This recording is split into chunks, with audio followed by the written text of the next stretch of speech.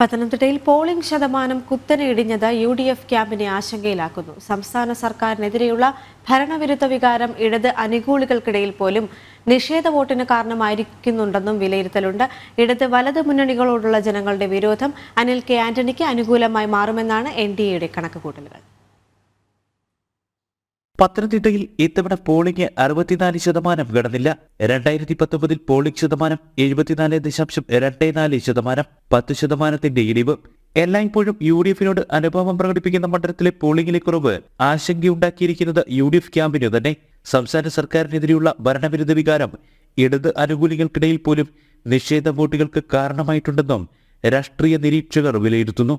ഈ രണ്ട് സാഹചര്യങ്ങളും NDAക്ക് അനുകൂലമാകുമെന്ന കണക്കുകൂട്ടലുകളുമുണ്ട്. മോദി പ്രഭാവം, ഇടത് വലത് സ്ഥാനാർത്ഥികൾക്കെതിരെയുള്ള ജനവിരുദ്ധ വികാരം, മോദി സർക്കാരിന്റെ വികസന മുന്നേറ്റ സാധ്യതകൾ മണ്ഡലത്തിലും പ്രയോജനപ്പെടുത്തുന്നതിനുള്ള അവസരം, മണ്ഡലത്തിലെ ക്രൈസ്തവ വിഭാഗങ്ങളുടെ വിശ്വാസം നേടാൻ കഴിഞ്ഞത് തുടങ്ങിയ വസ്തുതകളെല്ലാം അനിൽ കെ ആന്റണിക്ക് അനുകൂലമായി മാറി മണ്ഡലം പിടിച്ചെടുക്കാനാകുമെന്നാണ് NDAയുടെ പ്രതീക്ഷ. ആദ്യത്തെ ദിവസം തന്നെ എനിക്ക് വ്യക്തമായ ഒരു കാര്യം മനസ്സിലായി. ഇവിടുത്തെ ജനങ്ങൾ മാറ്റം ആഗ്രഹിക്കുന്നു.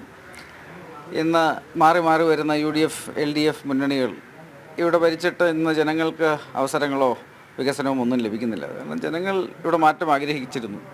ഇന്ന് അവർക്ക് മാറ്റത്തിനുള്ളൊരു സാഹചര്യമുണ്ടായി.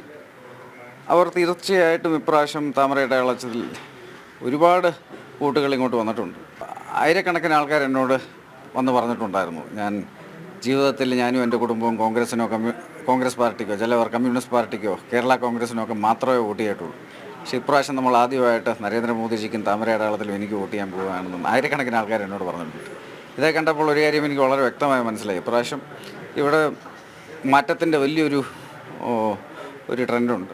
തീർച്ചയായിട്ടും ഇവിടെ നല്ല ഭൂരിപക്ഷത്തോടെ വിജയിക്കും. LDFിലും UDFിലും വിശ്വാസം നഷ്ടപ്പെട്ട ജനങ്ങൾ മാറി ചിന്തിച്ചിട്ടുണ്ടെന്നും ഇരു മുന്നണികളിൽ നിന്നും വലിയ വോട്ട് ചോർച്ച NDAയിലേക്ക് ഉണ്ടാകുമെന്നും വിലയിരുത്തലുണ്ട്. കേരളത്തിലെ 20 നിയോജക മണ്ഡലത്തിലും BJPക്ക് അനുകൂലമായി 1 ലക്ഷം വോട്ട് കഴിഞ്ഞ തെരഞ്ഞെടുപ്പിൽ കിട്ടിയതിനേക്കാൾ കൂടുതൽ കിട്ടാൻ പോവുക. ആ 1 ലക്ഷം വോട്ട് ഇവിടെ നിങ്ങൾ ചോദിക്കും. അത് കോൺഗ്രസിൻ്റെ 70% കോൺഗ്രസിൻ്റെ 30% കമ്മ്യൂണിസ്റ്റിൻ്റെ LDFിൻ്റെതാണ്.